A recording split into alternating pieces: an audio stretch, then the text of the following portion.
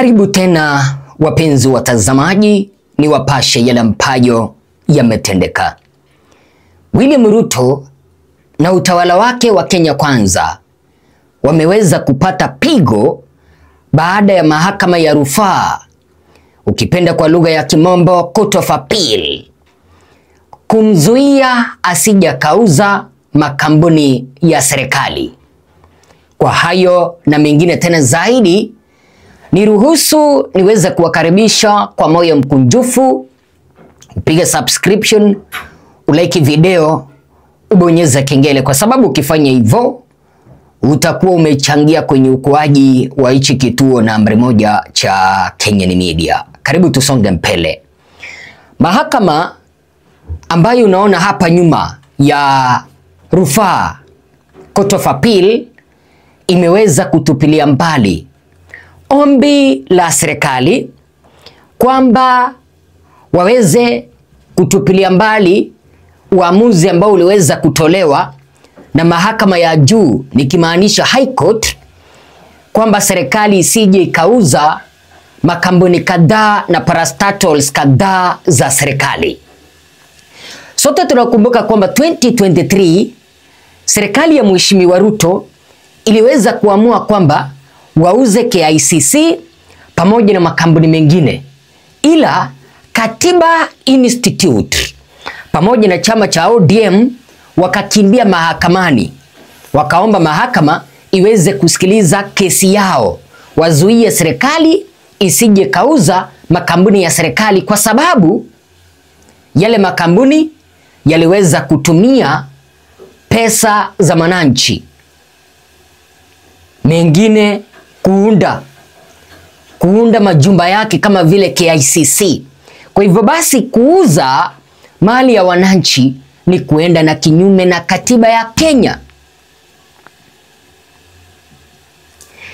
So mahakama ya juu High Court 2024 ikasema kwamba selling government companies and government parastatals is against the constitution, ni kinyume na katiba ya taifa letu la Kenya. Na nielewa penzi watazamaji, serikali kupitia kwa spika wa bunge la kitaifa wakakimbia mahakama ya rufaa,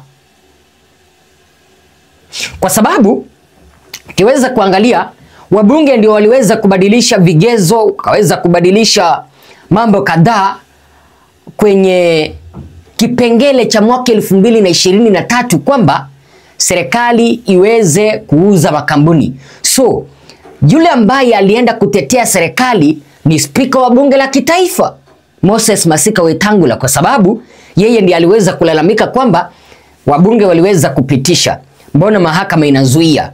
Lakini sasa Court of Appeal imeweza kumwambia bwana Wetangula, wewe ni spika, lakini kuuza mali ya serikali ni kinyume na katiba ya Kenya. So tunaeleza kwamba the Speaker of the National Assembly Moses Masika Wetangula filed an appeal at the Appellate Court following a High Court's decision declaring the Privatization Act 2023 unconstitutional in September 2024. Nimekueleza kwamba mwaka uliopita ndio mahakama iliweza kutoa uamuzi kwamba serikali, hayo mambo ambayo mnataka, William Ruto, hayo mambo ambayo mnataka kuuza makampuni ya serikali ni kinyume na katiba. Moses Wetangula mwenye anataka kuokoa kazi yake asija akanyanganywa kama spika wa bunge la kitaifa, kakimbia mbio mpaka kwenye mahakama ya rufaa. Kufika pale wale wamemwambia kwamba hapa bwana, tunafuata katiba, tunasoma katiba, tunaifuata, tunafuata constitution. Hayo mambo ambayo mnataka kufanya hivi muuze makampuni ya serikali haitawezekana. In its ruling, the Court of Appeal upheld the earlier High Court orders including the suspension of the planned sale of the Kenyatta International Convention Center KICC. Je, mbona mahakama iliweza kusimamisha uuzwaji wa KICC? The latest ruling means that the earlier decision declaring KICC a national monument and a symbol of national heritage, whose proposed sale would violate constitutional and cultural rights.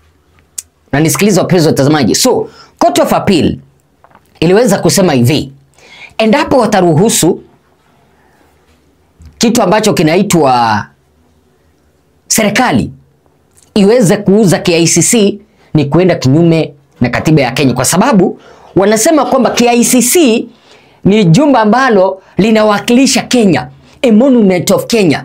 Ni jumba ambalo yani ni kama ni sign ya Kenya. Kuuza kuelekea kwa nchi nyingine, kwa sababu hakuna Mkenya ambaye ataweza kununua KICC, ni kumaanisha William Ruto alikuwa anataka kuuza kuelekea kwa mataifa ya nchi za kigeni, kumaanisha wale wageni ambao watakuja watalibomoa waweze kuunda signs zao. Maybe jinsi ambavyo KICC imeweza kusimama, wale ambao watakuja kubadilisha mambo kadhaa pale ndani, kitu ambacho kitafanya KICC kupoteza its original symbol, its original sign. Katiba Institute Human Rights Lobby was one of the respondents in the case, including ODM, which moved to court to challenge the government's decision to privatize 6 out of 11 parastatals, including KICC, Kenya Pipeline, the new Kenya Cooperative Creameries, KCC, and also Kenya Seed Company, Kenya Literature Bureau, and the National Oil Corporation of Kenya. Unanielewa wapenzi watazamaji? So, yani hii serikali ya Bwana Ruto penye inafikiria tu ni kuuza makampuni ya serikali na kupata pesa. Of course, katika kujitetea kwao mahakamani waliweza kujitetea kwamba haya makampuni yanapata hasara. Kwa hivyo basi walikuwa wanataka kuyauza kwa muda, leasing, kuyauza kwa muda kuelekea kwa wawekezaji ili yale makampuni yaweze kuunda faida. Because tunaambiwa kwamba in November 2023, the Treasury announced plans to privatize 11 state-owned entities, citing persistent losses despite significant government funding. Eti kwamba licha ya serikali kutoa pesa zake kudhamini haya makampuni yanaunda hasara. Let me ask you, sasa mtatakaje makampuni yaweza kuunda faida kipindi ambapo mumeweka wale watu wa gitio kutoka juu mpaka chini? Mumeweka watu wa guti kutoka juu mpaka chini. Mumeweka wale watu ambao ni corrupt kutoka juu mpaka chini. Number 2, mtatakaje makampuni yaweze kuunda faida kipindi ambapo watu ambao wameweza kuwekwa pale hawana masomo ya kusimamia parastatals? Masomo ambayo wako nayo ni ya siasa tu. Kwa sababu mtu fulani aliweza kusaidia William Ruto kupiga kampeni, ameweza kuwekwa asimamie KICC. Hana ujuzi wa kusimamia KICC. Kwa sababu Ezra aliweza kumsaidia William Ruto kupiga kampeni, amepewa asimamie Kenya Pipeline. Ezra hayuko ama hana vigezo vya kumu-enable, vya kumuwezesha kuweza kusimamia Kenya Pipeline. Hajui kusimamia, kumaanisha jinsi ambavyo pesa zinatumika, jinsi ambavyo pesa zinaibwa, Ezra hatakuwa anajua. Kama serikali inataka haya makampuni yaweze kuunda faida, number 1, they must stop tribalism. Parastatals wote wa serikali ni akina nani? Ama mnataka nitoe list? Mnataka nitoe list? Parastatals wote ama parastatals zote ni akina nani wanasimamia? There is tribalism. President Ruto yeye ndio tribalistic mkubwa, ameweka watu wake pale.